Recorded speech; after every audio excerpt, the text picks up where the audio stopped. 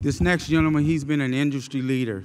He's been the face of their sport, and he's definitely been the face of their organization from day one. He's done nothing but a brilliant job from the very, very beginning of his inception. So without further ado, I'd like to introduce none other than the president of UFC, Dana White. Thank you all so much for your support. Thanks for coming out for this fight.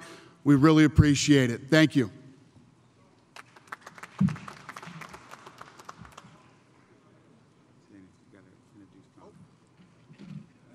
Sorry.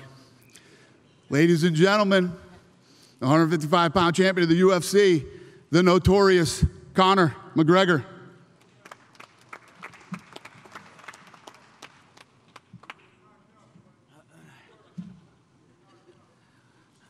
Not by you anyway, you little fool, whoever you are. Hello, everybody. Carry yourself with class. Don't worry about that. Exactly. Tell that to shut his mouth. You shut up. Carry yourself with class, mate. Our paychecks will stop coming. We're here now. A couple days out. There's been a lot of these crazy press conferences. This is a lot more subdued, a lot more business-like, the way I like it sometimes. I just want to say I'm very happy with how the camp has gone. Everything has gone absolutely amazing. I'd like to give a shout out to my team, Coach Kavanagh, Coach Owen Roddy, everyone that's been involved in the camp, my cardiovascular coaches in the McGregor Fast Conditioning Program. We are prepared for 12 3-minute rounds of non-stop pace, and I will go forward and I will put the pressure on him and break this old man. Trust me on that. We are more than ready. However, 8-ounce gloves, he made a big, big error in my opinion. I don't see him lasting 2 rounds. I feel I will have the decision to end it inside 1. He told you to shut up. Good. Yeah, look, he messed up with them 8-ounce gloves. It was amusing all that as well, but I'm very, very happy with the 8. We usually fight in 4. We're going to fight in 8. Keep your hands up, keep your hands down. I don't care. I'm going to break through whatever's in front of me. And that's it. Thank you all. I really appreciate the support from everybody back home, all over the world. It's been very humbling and motivating to me. That's why I've put in the work. You see the work put in from me compared to him in this camp. I've taken this very seriously. I've had referees in camp. I've taken the Marquess of Queensberry rules very seriously, and I will go out and I will perform. I'm not going to look to implement anything. I'm going to outbox this man at his own game. That's how skilled and how much of a different level I am to him. So that's no problem. That's no problem. We can bet the purse. There you go. Right, so that's it. Thanks so much, everybody. I'm going to this boy up. Make no mistake. And when it's all said and done, you know what? I'm going to feel a little bit sad because you should have all kept your mouth shut. You should have left me over on that other game that I'm from, that more ruthless game where we bounce heads off the canvas and drill them into the floor. You should have left me where I was because this man is not on my level. He's not even a quarter of the man I am. So we're going to see, and and you're all going to eat your words in there. So thank you all. I appreciate it. I look forward to Saturday night.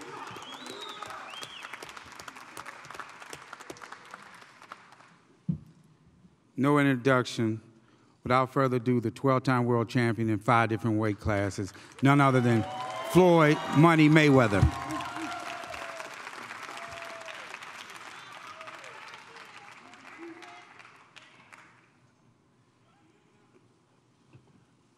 First, I would like to, I want to thank God for putting me in this position. I want to thank my team. I want to thank my father. I want to thank my family. I want to thank the MGM Grand. I want to thank Showtime. I want to thank CBS. I want to thank Al Heyman. I've been here so many times, and I know what it takes when it's a fight of this magnitude. I want to thank the social media. I want to thank the different media outlets for covering this event. And, you know, I want to touch on a certain subject. You know, A lot of times we come to these press conferences, we need to conduct ourselves in an orderly fashion, because when it comes down to it, it comes down to the two fighters. You know, everybody can talk about betting, everybody can talk about what is going to happen, what is not going to happen. At the end of the day, it comes down to me and the guy that I'm competing against. I had a tremendous training camp, you know, a very, very, very, very great training camp. You know, we had different guys that give me different looks, and I appreciate that. You know, to be in the sport, just period, a combat sport, no matter if it's MMA or boxing, we're fighters at the end of the day. To be in the sport 21 years, I had to take it extremely serious. And for you guys to think that Saturday I'm not taking this serious, I'm taking this extremely serious. But the thing is this, when it's all said and done, I know one thing that I can do. I can fight. I can give it and I can take it. But for me to be 49-0, it's obvious I'm not receiving it, I'm giving it.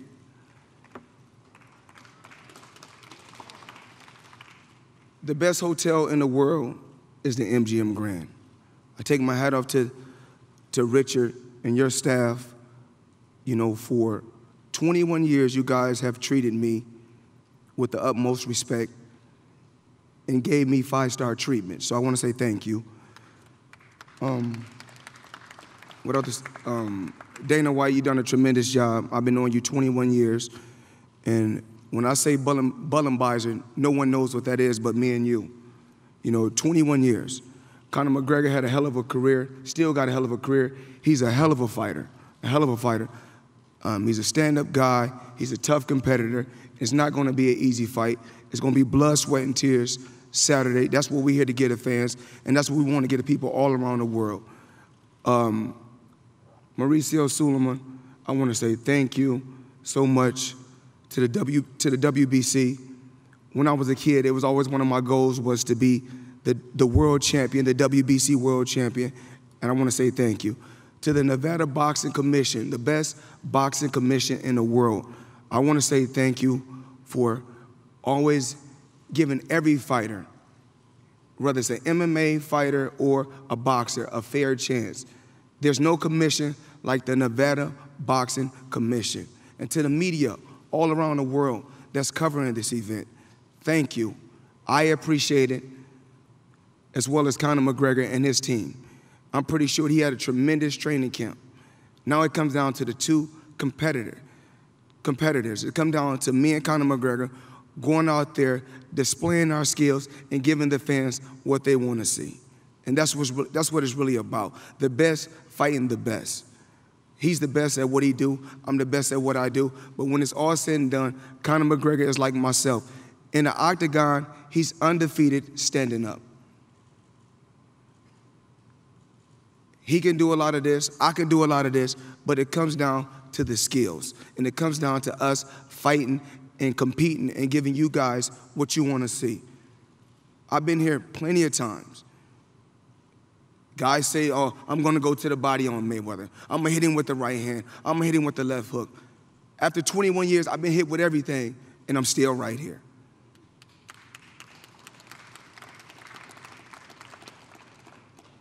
One thing that you must know about the sport of boxing and about combat sports, remember, if you give it, you must be able to take it. So, with that being said, out of 47 opponents that I faced, they say, oh, he got brittle hands. Oh, he's a scared opponent. He's a scared guy. He's a scared. Listen. Last time I checked, nobody is walking me down. It's called smarts. It's called having an IQ. It's called having patience. And from day one, everything that my dad taught me, from day one, I still know to this day. Every combination that was taught to me, I know. And any and everything in boxing that can be done, I've done it. Not just once, not just twice, 1,000 times.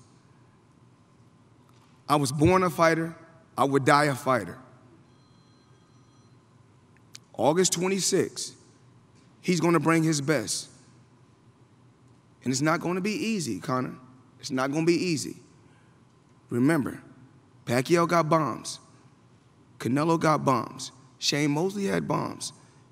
And all those guys are going in the Hall of Fame. But one thing about me, I got a granite chin. But remember this, the same way you give it, you have to be able to take it. Remember this.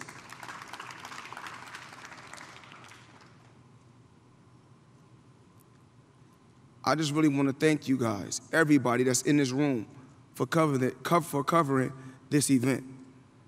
And I couldn't do this in a better city than Las Vegas. This city has been unbelievable to me. This city has treated me with nothing but open arms. And to my family, thank you.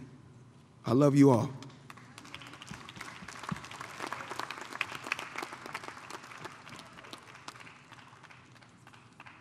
Before we pose the fighter, we'd like to take a couple questions from the media.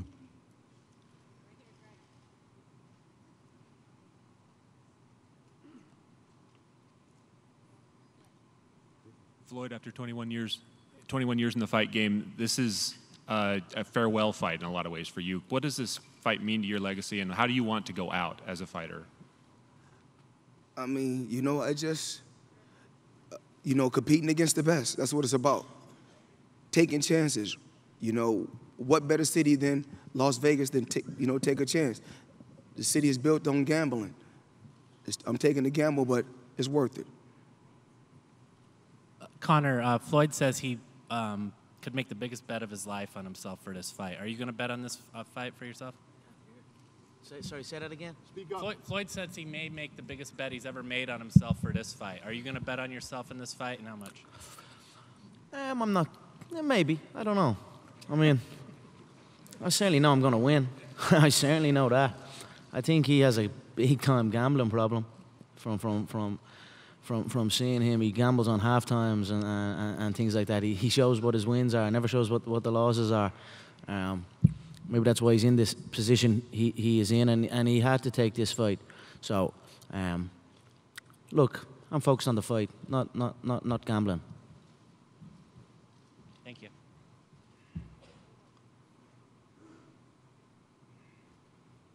A message for Conor McGregor here. Very strong message from Floyd Mayweather, Conor, in his speech that it's not how you give it in boxing, but how you take it. How do you respond to that he's indicating that you're not going to be able to take his punches when you two are in exchanges? I've come through shin bone. You ever had a shin bone bounce off your cheekbone? You ever come through that? You know what I mean? That's the game I come from. So they can say what they want. I've come through a lot tougher than any of these have come through. So we are prepared. And like I said, I am prepared for the 12 3-minute rounds of insane pace, crazy fight. I'm ready for that. I just do not believe that he can give that. So. And Floyd, in the whole build-up to this, given that what's been laid out about your career, your economic impact on boxing, the incredible career you've had, I can't really hear you. Given what you've heard all the way through the build-up to this fight from Conor, do you feel underlying he doesn't respect your skills? At the end of the day, it doesn't really matter, what a fighter or a guy that's competing against me say before he get in there. It's different. It's different. You can say whatever you want to say when you're on the outside. Once you get inside that square circle, it's totally different. Conor, you said you've had a... Sorry. Come closer to the mic, please. Hey, Conor, you said you've had a great camp. If the fight goes how you hope it will go, could this be a career change? I mean, there's been talk this is a one-time deal. Could you perhaps switch careers and, The fight business is the fight business. Rule sets or any of that does not, I can go into any rule set. That's what a true martial artist can do. I'm skilled in many forms of fighting. Truly skilled in many forms. So after I get victory on Saturday night, I will most certainly be looking to compete in both sports. I was joking, but I was actually thinking about it. Maybe going forward, since I'm the king of the boxing ring and the king of the octagon already, well then maybe when I've conquered both, maybe I might just create my own hybrid of an octagon and a boxing ring or something, and you know, have one bang in the middle of both of them. And if anyone wants to come and challenge me, it must be in my octagon or whatever way we come up with. But we'll see what happens. But I'm an active fighter. I enjoy it. I don't stop thinking about fighting. So most certainly when this one is done, I'll have about 20 seconds where I'll be like, I'll relish in victory, but then I'll be like, who's next? So that's just the way I've always been. And I just turned 29 years of age. I'm still very young in my career, so I will be looking to compete all over the place. And one more question. Has this changed the way that you approach future things? The power that you have as a draw? I mean, it doesn't seem like you're going to fight for a percentage of many more. It seems like you need some kind of ownership. So does this change anything?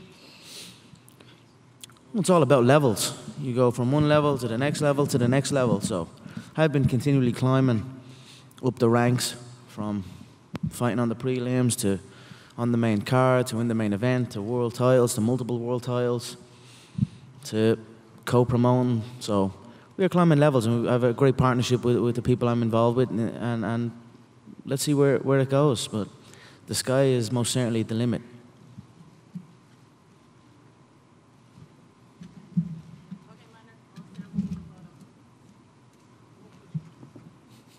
Now we will pose the fighters.